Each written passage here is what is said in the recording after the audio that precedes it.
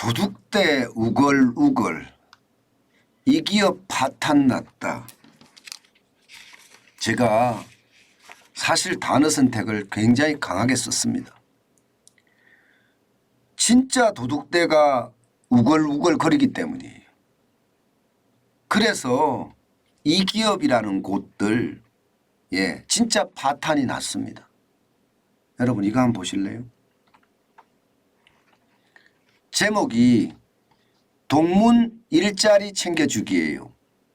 이게 보시면 2021년 11월에 총감독이라는 것을 신설을 해서 연봉을 1억 4천만 원을 주고 3년 계약을 맺습니다.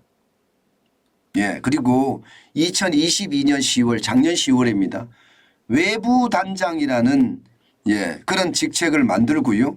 여기에다가 1억 2천만 원의 연봉을 주면서 3년간 계약을 맺습니다. 여기에 개인 차량도 제공하고요. 주유카드도 제공하고 있습니다. 이게 어딜까요? 이게 어딜까요? 밑에 써져 있네요. 이미지 출처라고. 한국가스공사 이야기합니다. 그것도 말입니다. 이 한국가스공사 프로농구단의 이야기예요. 한국가스공사 프로농구단 운영 지침에 보면요. 이 총감독이라는 자리가 없습니다. 외부 단장이라는 자리도 없습니다. 이거 말입니다. 전임 탈원전의 주역이었던 한전가스공사 사장이 이 자리를 만들어서요.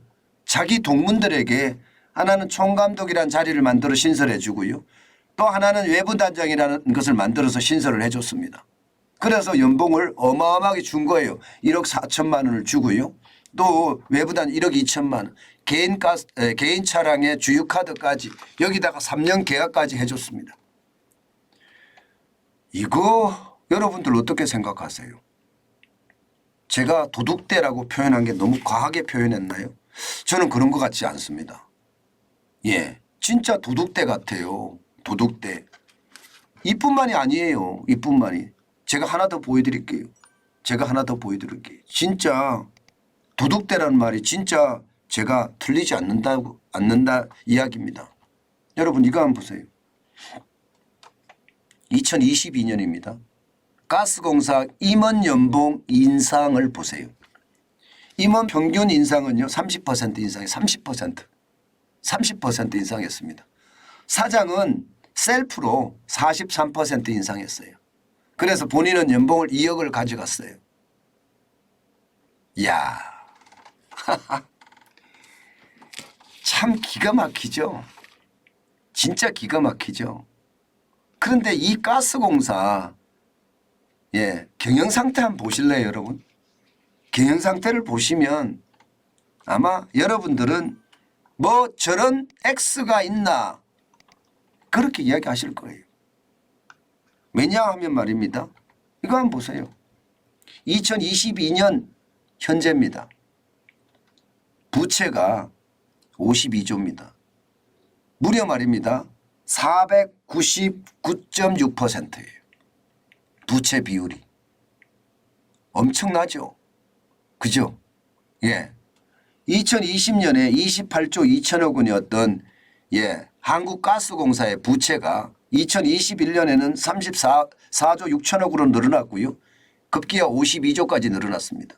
부채 비율도 2020년에 364.2%였습니다. 그것이 378.9%로 가더니 2022년에는 499.6%. 그야말로 난리가 났죠. 난리가 났습니다. 여러분 이뿐만이 아니에요. 한국가스공사는 미수검도 굉장히 많습니다. 미수검이 말입니다. 이 미수검이 무슨 이야기냐. 쉽게 말하면 100원 주고 내가 가스를 사왔습니다. 그런데 가스요금을 안 올렸으니까 50원 주고 국민에게 팔았어요. 그러면 50원이 손해가 났죠. 이 손해가 난 것을 손실 처리하지 않고요. 미수검으로 잡아버립니다. 미수검으로. 미수검으로 잡아서 쌌습니다. 지금 보시다시피 2018년에는 6천억 원이었습니다. 그러던 것이 2022년에는 8조에 이게 8조. 8억이 아닙니다. 8조 6천억 원이고요. 2022년 3월 말 현재는 11조 6천억 원이에요. 요거를 싹 뺐어요. 요거를 싹 빼고 회계를 하니까 어떻게 될까요? 회계를 하니까 당연히 영업이익이 나겠죠. 왜? 사온 가격에 100원에 사왔던 가스를 50원에 팔아서 50원에 적자가 났는데 이걸 미수금 처리한다니까요. 손실 처리하는 게 아니라. 손실 처리했으면 적자가 엄청 났겠죠. 적자가. 그런데도 불구하고 말입니다. 그들은 나눠먹기를 한 거예요. 여러분들은 어떻게 생각하세요? 이게 도둑대가 아니고 뭡니까? 이게 도둑대죠. 공기업이라는 것은 나라의 자산입니다. 결국 공기업은요 나라의 자산이기 때문에 이게 경영을 잘 해가야 되는 거예요. 그래서 국민들의 세금을 적게 낼 수 있게끔 꾸려가는 것이 공기업의 역할입니다. 특히나 말입니다. 가스요금이 난방비 폭탄이라는 이야기까지 나왔잖아요. 그 정도로 말입니다. 가스요금을 국민들에게 증가시켰잖아요. 바로 이것을 경영을 잘하면 이런 문제가 해결이 되는 거예요. 그런데 적자는 적자대로 나고 가스요금대로 올리고 그들은 그들대로 동문도 챙기고 연봉도 올리고 이런 배은망덕한 이런 일이 벌어진 거예요. 그러니 이들이 도둑대가 아니고 뭐겠습니까? 솔직히. 저는 제가 봐서는 도둑대예요. 문제는 여러분 이 도둑대가 한국가스공사만 있을까요? 저는 그렇게 생각하지 않습니다. 공기업이라는 공기업엔 다 저는 다라고 생각해요. 거의 다 도둑대들이 우글우글하다고 생각합니다. 아니 공기업만 이럴까요? 정부 나라 국가는 괜찮았을까요? 나라 국가는. 지금 윤석열 정부는 국간을 계속해서 닫아갑니다. 문재인 정부는요 국간을 활짝 열어놨어요. 무려 나라 국간에서 말입니다. 박근혜 정부 때 2016년 말에 나라 부채가 한 400조 한 600조 정도 됐을 겁니다. 국가 부채가. 그런데 지금 2022년 말 기준으로 보면 국가 부채가 1068조잖아요. 그러면 실질적으로 415조 4천억 정도 풀었다고 합니다. 국가는 활짝 열어서 푸른 거예요. 기금은 어떻게 돼서 기금. 전력산업기반기금, 고용기금, 건강보험, 국민연금 뭐 어느 하나 괜찮을까요? 저는요 국민연금을 올리려고 그러면 국민연금공단의 구조조정부터 먼저 해야 돼요. 그것도 강력한 구조조정을 해야 됩니다. 그리고 나서 올려야 돼요. 실업보험이요 마찬가지입니다. 모두가 저는 도둑대가 우글우글거리면서 눈먼 돈이라고 생각해서 빼먹기에 여념이 없다고 생각합니다. 한국가스공사하고 다를 게 없다고 생각합니다. 이런 것을 생각을 하면 공기업의 개혁은 반드시 해야 됩니다. 반드시 해야 됩니다. 그것도 단순하게 하는 것이 아니라 강력하게 해야 됩니다.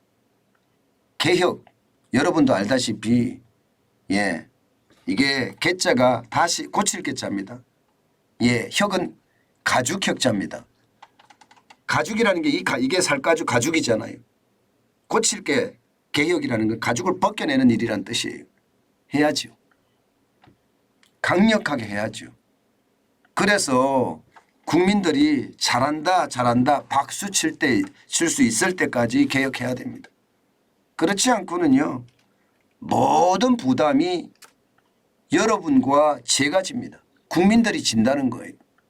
그들은 도둑죄처럼 들어가서 자기 연봉 올리고 그리고 동문들 챙겨주기 위해서 없는 자리 만들어서 돈 뿌리고 이런 엄청난 짓을 했는데도 죄송하다, 미안하다 이런 얘기는 전혀 없잖아요. 그런 일들이 계속 벌어진다는 건 대한민국이 결국 말입니다. 내로남불의 천국이 된다는 뜻입니다. 제발 저는 국민들의 힘이 모여서요. 이런 일들을 막아내야 된다고 생각해요. 지금처럼 계속해서 이렇게 가잖아요. 저는 그것이 오히려 말입니다. 오히려 저는 심각한 그런 상황을 불러올 수 있다고도 저는 생각합니다. 내로남불이 이게 우리 일상화가 된다는 것 이것은요. 결국 말입니다. 공기업을 사유화하고 나라 통치를 사유화했다는 저는 그런 생각밖에 안 드는 거예요. 그러니 이게 앞으로 어떻게 될런지 여러분들도 아마 짐작이 되실 거예요. 개혁해야죠. 바꿔야죠. 바꿔야지 대한민국이 거듭날 수 있다. 저는 그렇게 생각합니다. 대한민국이 과거처럼 말입니다. 뭔가 함께 살려고 하고 충효라는 그런 사상이 다시 한번 우리 머릿속에 들어와야 되지 않을까요? 저는 그게 그 어느 때보다 필요한 조치다. 저는 그렇게 생각합니다. 그것만이 대한민국이 살 길이다. 이런 생각도 강하게 듭니다.